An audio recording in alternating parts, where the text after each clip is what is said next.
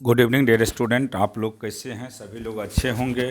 देखिए, कल आप लोग का फिजिक्स का एग्ज़ाम है और आपको भी पता है कि यहाँ अभी के समय में ऑब्जेक्टिव पे ही रिजल्ट डिपेंड करता है कि आप ऑब्जेक्टिव किस तरीक़ा से बना रहे हो। अगर आप ऑब्जेक्टिव बहुत ही अच्छा तरीक़ा से बनाते हैं तो आपका रिजल्ट बहुत ही बेहतरीन होगा। तो देखिए, 70 क्वेश्चन ऑब्जेक्टिव में होते हैं, उसमें से मात्र आपको 35 बनाना है। क्लियर हो गया? सबसे पहले आप सेलेक्ट करिएगा कि हम कौन कौन क्वेश्चन को अच्छे तरीका से पढ़े हैं, जो आपको आंसर याद हो, सिर्फ पहले उसी को टच करिएगा। और टच करते हुए ओमार सीट पे जो भी क्वेश्चन आप बनाए हैं सबको पहले रंग लीजिएगा। उसके अलावे तब आप जो है और जो रेस्ट क्वेश्चन बच गया है उसको बनाने का कोशिश करिएगा। लॉन्ग शॉर्ट में भी इस बार ढेर सारे ऑप्शनल टाइप का क्वेश्चन दिया रहेगा, इसीलिए किसी को घबराने का ज़रूरत नहीं है। सभी लोग हर एक चीज़ को अच्छा से फील करते हुए बनाइएगा, क्योंकि 12th में हम पहले ही बोल चुके हैं कि आपका मार्क्स बहुत ज़्यादा फैक्टर करेगा आपके फ्यूचर के लिए। इसीलिए आप हर हमेशा कोशिश करेंगे कि 12th में कम से कम 85% से एभव मार्क्स ऑब्टेन करें। हम ऊपर वाले से दुआ भी करते हैं कि आप लोग का एग्ज़ाम फिजिक्स का बहुत ही बेटर हो, और होना भी चाहिए, क्योंकि हमने हर एक पहलू को बहुत बारीकी से ईमानदारी के साथ पढ़ाए थे। आप सभी पहलू को ध्यान में रखते हुए पढ़ लीजिएगा, देख लीजिएगा। रात में कल आपका एग्ज़ाम होगा, फर्स्ट पाली 9:30 बजे एंट्री टाइम है, उसमें जा कर के और अच्छे से ध्यान में रखते हुए सभी कॉन्सेप्ट को दीजिएगा। और हमने पहले ही बोल चुके हैं कि अगर थोड़ा सा रत्ती भी आपके अंदर कॉन्फिडेंस है तो आपका एग्ज़ाम बहुत ही बेटर जाएगा, क्योंकि ज़िंदगी में सफल इंसान की ही पहचान होते हैं और सफल का कोई पहचान नहीं होता है। तो अपने पहचान को, अपने जो भी मान लेते हैं आपके समाज में आपकी जो उपलब्धि होगा उसको प्राप्त करने के लिए आपको सबसे पहले 12th में बहुत ही बेहतरीन मार्क्स लाना पड़ेगा। देखिए, कुछ टर्म बोल देते हैं जो कि हो सकता है पूछेगा ही इस बार। 5 मार्क्स में पूछना ही पड़ता है, 5 में नहीं तो 2-2 नंबर का पूछ देगा। देखिए क्या क्या है, जैसे आप लोग जानते हैं लॉजिक गेट के विषय में बाबू रटा चुके हैं सभी को। लॉजिक गेट, या जैसे देखिए बेसिक गेट में आता है some important terms. Some important terms में पहला है and gate, or gate, not gate, nand gate, nor gate. Main वैसे तो पढ़ाए थे आप लोग को 7, लेकिन यही मेन 5 है, जिसमें से ये तीनों गेट का नाम बेसिक गेट है।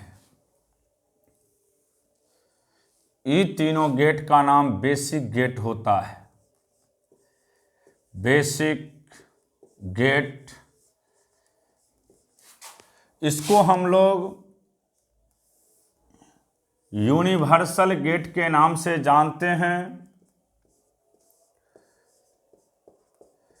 यूनिवर्सल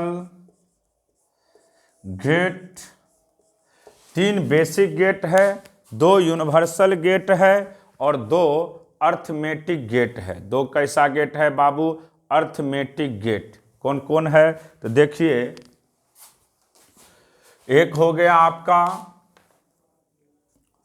एक्सक्लूसिव और दूसरा एक्सक्लूसिव नोड। ये सब किस गेट के अंतर्गत आते हैं? तो अर्थमेटिक गेट के अंतर्गत, अर्थमेटिक गेट, अर्थमेटिक गेट। अब देखिए, जीरो का मतलब होता है, याद रखिएगा, ऑन, और वन का मतलब, सॉरी, जीरो का मतलब होता है ऑफ, और वन का मतलब होता है ऑन।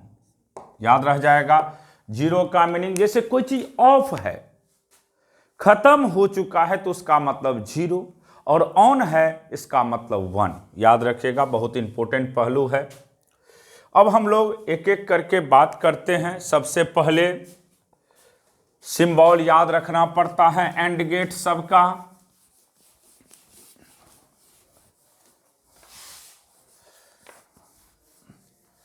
देखिए, सिंबल की बात करते हैं हम लोग। सबसे पहला चीज है सिंबल।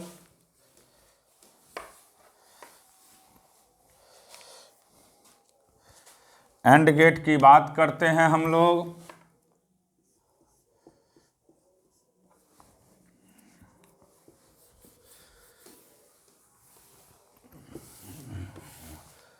आराम से एग्जाम दीजिएगा सभी लोग, घबराना नहीं है। एंड गेट, इसमें पहला चीज सिंबल। एंड गेट का सिंबल याद रखिएगा आप लोग, ऐसे होता है इसका सिंबल। ए बी इसको इनपुट कहते हैं, वाई को आउटपुट कहते हैं, और इसका वैल्यू ए इंटू बी होता है। अब देखिए, ये तो इसका सिंबल हो गया। ट्रुथ टेबल पूछता है, ट्रुथ टेबल बराबर पूछे जाते हैं। एक तरफ हम इनपुट लेते हैं बाबू, और दूसरे तरफ आउटपुट लेते हैं। आउटपुट, इनपुट में A B, output Y A into B.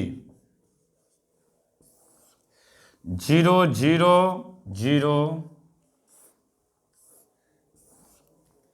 1 0 0 0 1 0 1 1 1। इसका मतलब जब दोनों ऑन है तो ही आपको आउटपुट मिलेगा, नहीं तो इसका वैल्यू आपको हमेशा क्या मिलेगा, जीरो ही मिलेगा। याद रखिएगा, इस चीज़ को ध्यान में रखना पड़ता है, ये सब टर्म्स को।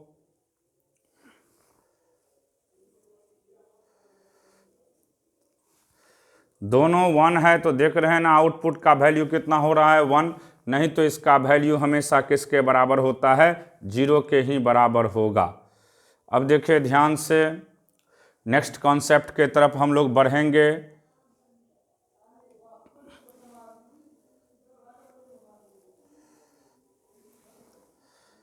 अब देखिए, इसके बाद हम लोग बात करते हैं अगला कंसेप्ट। ये ट्रुथ टेबल हो गया किस गेट का, एंड गेट का। इसी तरीका से और गेट की बात करिए।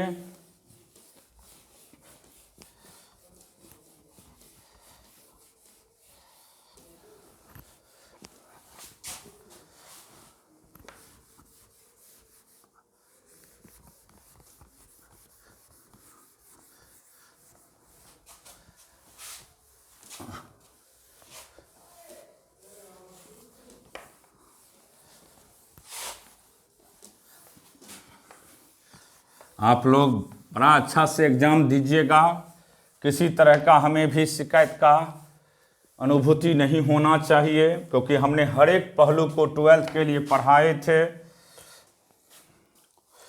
और गेट की बात करते हैं बाबू। और गेट सिंबल याद रखिएगा, और गेट का ये इसका सिंबल हो गया, और गेट का। ए बी, आउटपुट हो गया आपका ए प्लस बी, एक तरफ इनपुट लीजिएगा, इनपुट, दूसरे तरफ आउटपुट। इनपुट आप लोग ए बी और आउटपुट हो गया ए प्लस बी। 0 0 0 प्लस 0 0, 1 0 1 0 1 भी 1 1 1 भी 1। इसके बाद देखिए नॉट गेट। नॉट गेट का ही दूसरा नाम इन्वर्टर होता है।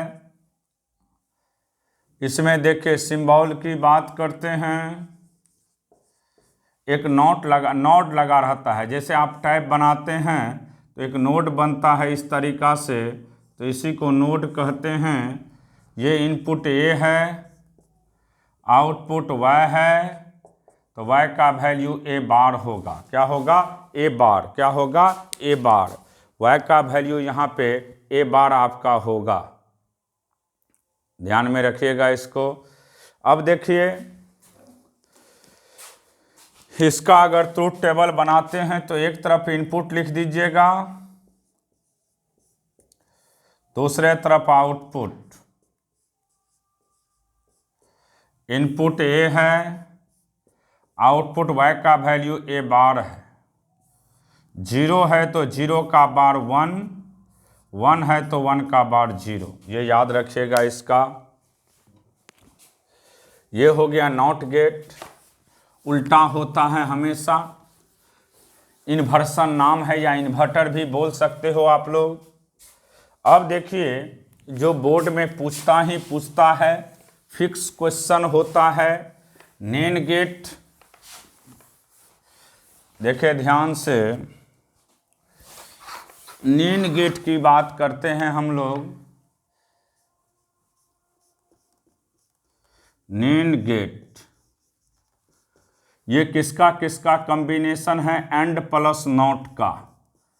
एंड प्लस नॉट को नेन गेट कहते हैं।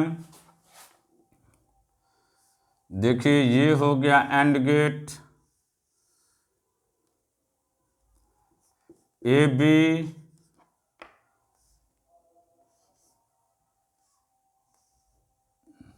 ये नॉट गेट।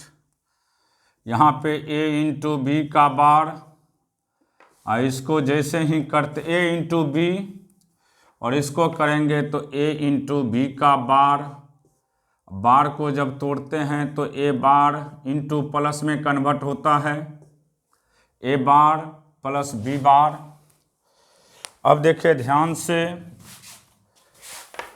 ऐसे सिंबल आप लिखिए, या आप इसका सिंबल ऐसे भी लिख सकते हो direct.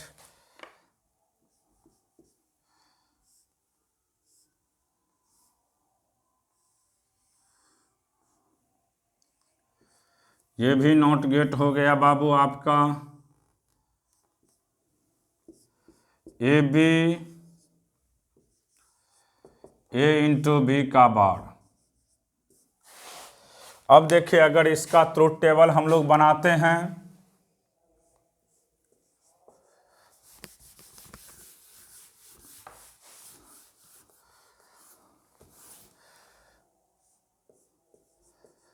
Truth table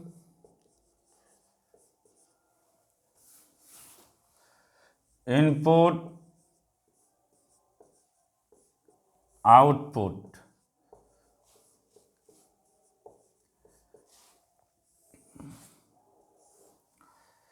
A B input A into B का बार, तो 0 0, तो 0 इंटू 0 0, 0 का बार 1 होता है। 1 इंटू 0 0, 0 का बार 1 होता है। 0 इंटू 1 0, 0 का बार 1 होता है। 1 इंटू 1 1 होता है, 1 का बार 0 होता है। क्लियर हो गया ये? ये था आपका कौन सा गेट बाबू? नैन गेट। कौन सा गेट? नैन गेट। याद रखिएगा, इसको नैन गेट के नाम से जानते हैं। इसका आउटपुट याद रखिएगा, नैन गेट का आउटपुट होता है ए इंटू बी का बार, ए इंटू बी का बार, ए इंटू बी का बार। नैन गेट का आउटपुट होता है ए इंटू बी का बार, ए इंटू बी का बार, ए इंटू बी का बार। ये नैन गेट का आउटपुट होता है। इसी तरीका से आप लोग नोर गेट की बात कर सकते हो। नोर गेट ये और प्लस नॉट से बनता है, और प्लस नॉट को नोर गेट कहते हैं। और ये हो गया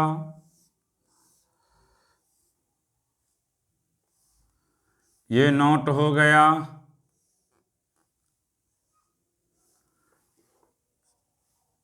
ये A B, A plus B, यहाँ पे आएगा ए प्लस बी का बार, तोड़ेंगे तो ए बार इंटू बी बार। ऐसे लिखिए या इसी को आप ऐसे भी लिख सकते हो।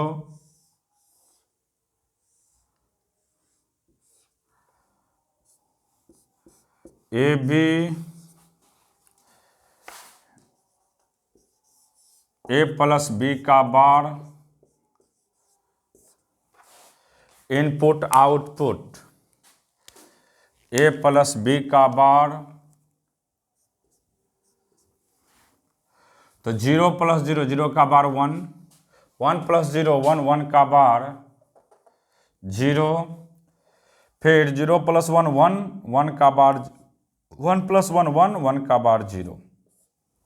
तो ये हो गया आपका नोर गेट का ट्रुथ टेबल। अब हम लोग बात करेंगे, जैसे आपको हमने पढ़ा चुके हैं कि सेमीकंडक्टर दो तरह के होते हैं। एक इंट्रिंसिक होता है जिसको प्योर कहते हैं, जिसको प्योर कहते हैं। आपको याद होगा कि वहाँ पे कि दो गो अगर मान लेते हैं, दो गो फोर्थ ग्रुप एलिमेंट को अगर कोवैलेंट बॉन्ड बनवा देते हैं तो वह इंट्रिंसिक टाइप सेमीकंडक्टर देता है। और इंट्रिंसिक में हमने रटा चुके हैं, नंबर ऑफ होल और नंबर ऑफ इलेक्ट्रॉन का वैल्यू हमेशा सेम होता है। नंबर ऑफ होल और नंबर ऑफ इलेक्ट्रॉन का वैल्यू हमेशा सेम होता है। लेकिन एक्सट्रिंसिक की बात करते हैं। एक्सट्रिंसिक को हम लोग पढ़ा चुके हैं इम्प्योर यानी डॉप्ड या एक्सट्रिंसिक। डॉप का मतलब नहीं कहते हैं कि डॉपिंग के केस में कभी कभी कोई खिलाड़ी फंस जाते हैं, तो डॉपिंग का मतलब होता है मिलावट।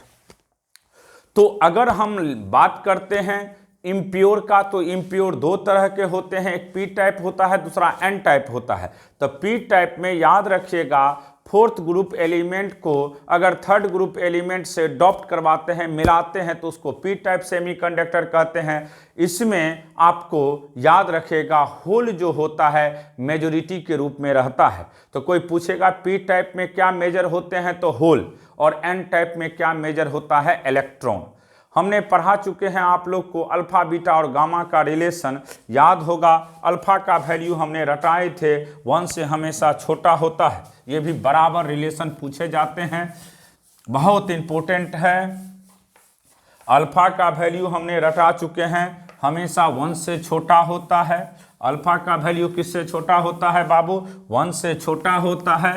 अल्फा का वैल्यू हम रटा चुके हैं, 1 से छोटा होता है। अल्फा लेस देन 1, और इसका वैल्यू पढ़ाए थे beta by 1 plus beta, beta by 1 plus beta. ये याद रखिएगा, बीटा का वैल्यू 1 से बड़ा होता है, और बीटा का वैल्यू पढ़ाए थे alpha by 1 minus alpha, alpha by 1 minus alpha. और गामा का वैल्यू 1 प्लस बीटा, गामा का वैल्यू 1 प्लस बीटा, गामा का वैल्यू 1 प्लस बीटा, गामा का वैल्यू 1 प्लस बीटा। याद रखिएगा, सिर्फ कॉमन इमीटर की बात करते हैं तो बेस कॉमन इमीटर की बात करते हैं तो इनपुट और आउटपुट हमेशा एक दूसरे का आउट ऑफ फेज होता है, तो इसका मतलब फेज एंगल कितना डिग्री होगा, 180 डिग्री। कॉमन इमीटर के केस में सिर्फ याद रखिएगा आप लोग, फेज एंगल का वैल्यू कितना होता है, 180 डिग्री। बेस और कलेक्टर के बीच का phase angle 0 degree. Common emitter के केस में सिर्फ याद रखिएगा आप लोग, for common emitter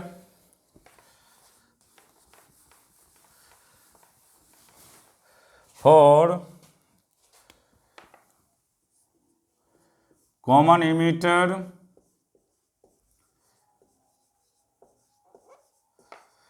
common emitter phase angle delta phi, input output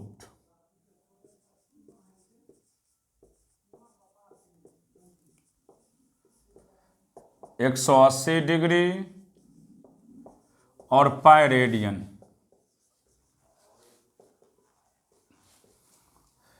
for common base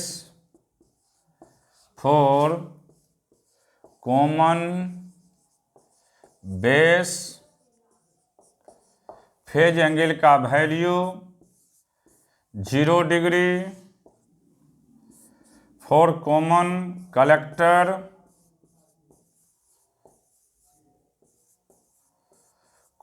collector के केस में भी फेज एंगल का वैल्यू 0 डिग्री। तो कॉमन इमीटर सिर्फ आउट ऑफ फेज होते हैं, कॉमन कलेक्टर हो, कॉमन बेस हो, फेज एंगल हमेशा 0 डिग्री ही होता है, 0 डिग्री ही होता है। याद रखिएगा इस सब को, हमने रटा चुके हैं। सबसे ज़्यादा पेंट्रेटिंग पावर किसका होता है, तो गामा रे। याद रखिएगा, पेंट्रेटिंग भेदन क्षमता सबसे ज़्यादा किसका होता है, गामा रे का। गामा रे का पेंट्रेटिंग पावर सबसे ज़्यादा होता है। याद रखिएगा आप लोग, अगर आपसे पूछेगा मैग्नीफिकेशन का वैल्यू, मैग्नीफिकेशन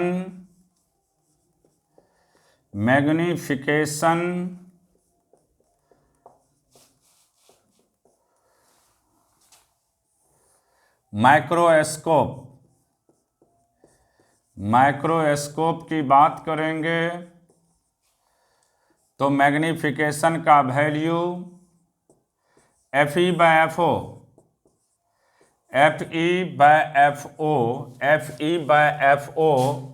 और टेलीस्कोप की बात करते हैं,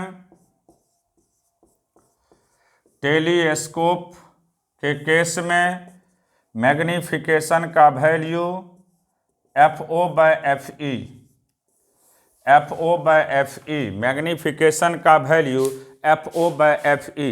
याद रखिएगा आप लोग, अगर रेक्टिफायर रहे तो याद रखिएगा, रेक्टिफायर का काम है एसी पावर को डीसी पावर में कन्वर्ट करना, एसी पावर को डीसी पावर में कन्वर्ट करना। एसी पावर को डीसी पावर में कन्वर्ट करने के लिए किसका यूज करते हैं, रेक्टिफायर का। For half wave rectifier,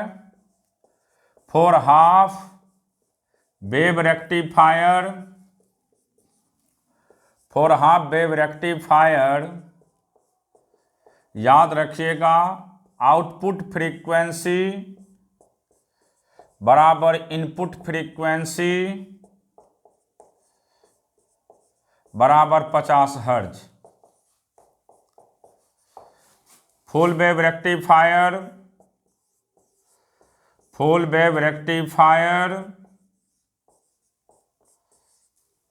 output का फ्रीक्वेंसी 2 इंटू इनपुट यानी 100 हर्ट्ज। और रेक्टिफायर का काम होता है एसी पावर को डीसी पावर में कन्वर्ट करना। एसी पावर को डीसी पावर में कन्वर्ट करने के लिए किसका यूज करते हैं, रेक्टिफायर का। फिर एक बार हम वही बात दोहरा रहे हैं आप लोग को कि सभी लोग कल आपका फिजिक्स का एग्जाम है। अपने जुनून, जज्बा, जोश के साथ अच्छे से एग्जाम दीजिएगा।